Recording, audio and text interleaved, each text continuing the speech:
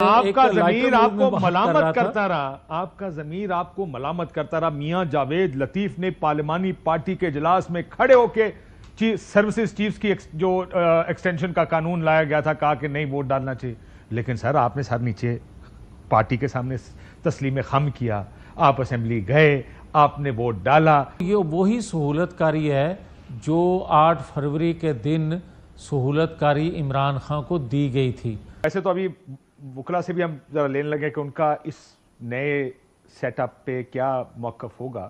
یہ تو بات آپ نے ٹھیک کی کہ پرسن سپیسیفک کریں گے تو مسائل تو ہوں گے، لیکن لگ ایسے رہا ہے کہ اس ایشو پہ کہیں تحریک انصاف بھی تھوڑا سا قریب ہے کہ بینچ بنا دیں۔ آپ کی پارٹیاں تو مانتی ہی ہیں اس چیز کو، مولانا صاحب بھی اس کے قریب تر ہیں۔ سو یہ نکل جائے گا یا 70-30 والا معاملہ ہے جیسے کہ سومرو صاحب کہہ رہے تھے؟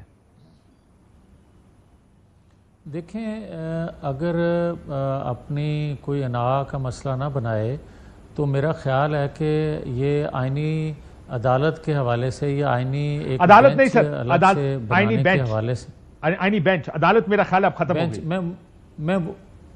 میں وہی عرض کرنے لگا ہوں کہ آئینی عدالت سے ہوتے ہوئے آئینی بینچ پہ جو بات آ گئی ہے تو یہ یقیناً گفت و شنید کے بعد ہی آئی ہے، یقیناً ایک دوسرے کی آراء سننے کے بعد ہی آئی ہے، تو یہ اچھی بات ہے۔ اور میں یہ سمجھتا ہوں کہ اگر اس طرح کنسنسس ہو جائے تمام جماعتوں کا آلموسٹ، تو اس کے اثرات بھی اچھے ہوں گے اور یقیناً اس پہ لوگ اعتماد بھی کریں گے۔ مگر بدقسمتی یہ دیکھیں، اگر ایسا ہو رہا ہے تو جس طرح کہ آپ نے سومرو صاحب کی بات سنائی یا کامران مرتضیٰ صاحب کی یا کہ دیگر کو کوٹ کیا جا رہا ہے، اگر ایسا ہے تو یہ وہی سہولت کاری ہے جو 8 فروری کے دن سہولت کاری عمران خان کو دی گئی تھی۔ آپ مجھے یہ بتائیں یہ آپ کو دی جا رہی ہے، یہ کون سا طریقہ ہے بھائی؟ یہ آئینی ترامیم کے حوالے سے بھی یہ سہولت کاری ان کو دی جا رہی ہے جو اس کی مخالفت کر رہے ہیں۔ پچھلے کوئی 6 مہینے سے سن رہا ہوں، یہاں پہ جو چیز ہلکی سی لائن سے 10% غلط ہوتی ہے، آپ کہتے ہیں یہ اس کی سہولت کاری ہو رہی ہے۔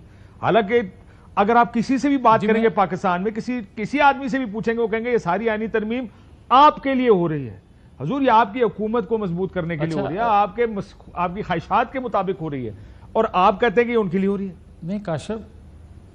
نہیں کاشف، ایک سیکنڈ، اگر جس طرح میں آپ کو سنتا ہوں، اگر تھوڑا سا مجھے تحمل سے اس طرح سن لیں تو میرے خیال معاملہ حل ہو سکتا ہے۔ وہ یہ کہ یار میں جب سے کہتا رہا ہوں، میں 6 ماہ سے نہیں کہہ رہا، میں تو پچھلے 2 سال سے کہہ رہا ہوں کہ اس کو سہولت کاری میسر ہے، اور پھر مختلف مواقع پہ آپ نے سہولت کاری دیکھی بھی، پھر آپ نے جنرل فیض حمید کو گرفتار ہوتے بھی دیکھا سہولت کاری دیتے ہوئے۔ آج جو بات کر رہا ہوں میں بالکل ذمہ داری سے یہ بات کہنے لگا ہوں کہ جو یہ کہا جاتا ہے کہ زین قریشی کی جو مسز ہیں ان کو اٹھا لیا گیا، کوئی کہتا ہے کہ ریاض فتیانہ کے بیٹے کو اٹھا لیا، اگر ایسا ہے تو یہ سہولت کاری ہے۔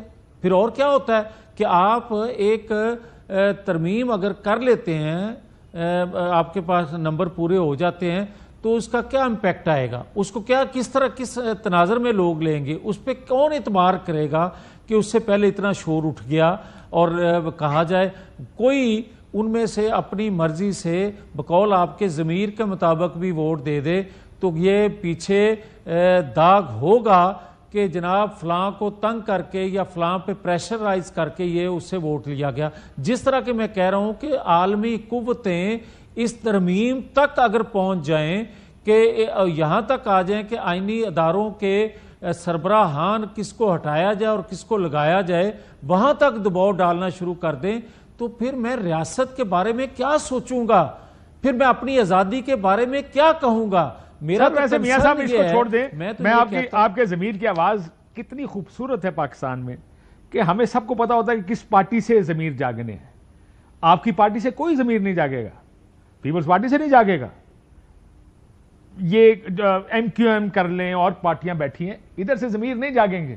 سو اس کو ضمیر کی آواز بھی نہ کہا کرے نا، کیونکہ مسئلہ یہ کہ ضمیر کی آواز 2018 سے پہلے خالی تحریک انصاف میں جانے کے لیے جاگ رہی تھی، 2024 میں آپ کے پاس آنے کے لیے جاگ رہی تھی۔ سو یہ ہمیں بھی پتا ہے کہ یہ ضمیر کیسے جاگتے ہیں، پرابلم یہ نہیں ہے، پرابلم یہ ہے، پرابلم یہ میاں صاحب کہ آپ کے پاس نمبر پورے نہیں ہیں۔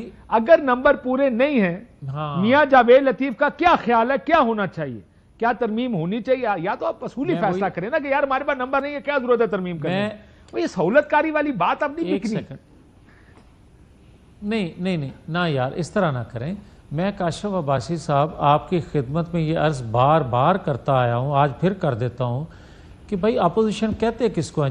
جس کے پاس نمبر کم ہوتے ہیں اور ہمیشہ ہوتے ہیں۔ اگر اس کے پاس نمبر پورے ہوں تو وہ اقتدار میں کیوں نہ ہو؟ بالکل ٹھیک ہے۔ دوسری بات مجھے یہ بتائیں کہ جو آئینی ترمیم کے حوالے سے یا کسی ترمیم کے حوالے سے یا کسی بل کے حوالے سے اگر کوئی ووٹ پول کرتا ہے دوسری جانب، تبھی وہ اکثریت میں ہوگا، تبھی وہ 2/3 اکثریت میں ہوگا، اور اگر وہ ووٹ جائے ہی نہ تو پھر مجھے یہ بتائیں ترمیم ہوگی کیسے؟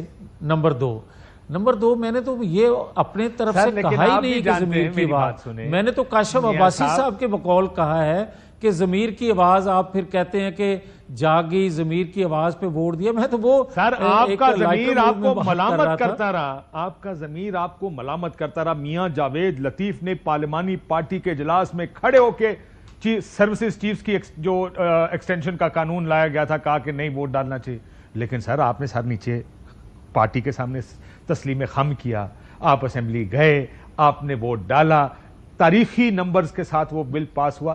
سر یہ ہے پاکستان میں ضمیر کی آواز کہ آپ نہ چاہتے ہوئے آئینی عدالتوں کا قانون بن رہا تھا اس ملک میں، رضا ربانی کی آنکھوں میں آنسو تھے، ووٹ پیپلز پارٹی کے کہنے پر ڈالا۔ سر یہ ہے ضمیر کی آواز۔ ضمیر کی آواز، معافی چاہتا ہوں، آپ کو بھی پتا ہے کہ میں جس ضمیر کی آواز کی بات کر رہا ہوں اور جو آپ جس ضمیر کی آواز کی بات کر رہے ہیں وہ دونوں بڑے مختلف ہیں۔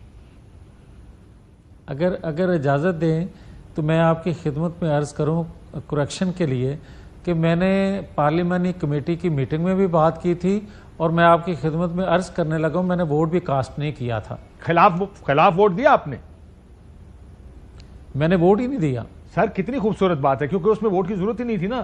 اصل تو آپ کھڑے ہو کے کہتے ہیں میں اس کے خلاف ہوں، رجسٹر کریں۔ مجھے یاد ہے جب 18ویں ترمیم ہو رہی تھی، مجھے یاد ہے خواجہ سعد رفیق، مخدوم جاوید ہاشمی اور کشمالہ تھا، 3 لوگ کھڑے ہوئے جب پارٹی کے چیئرمین کی کئی بھی بات کا کہا گیا کہ اس کے خلاف کوئی نہیں جا سکتا، انہوں نے کہا جی یہ آمریت لا رہے ہیں پارٹیوں کے اندر، ہم اس کے خلاف ہیں۔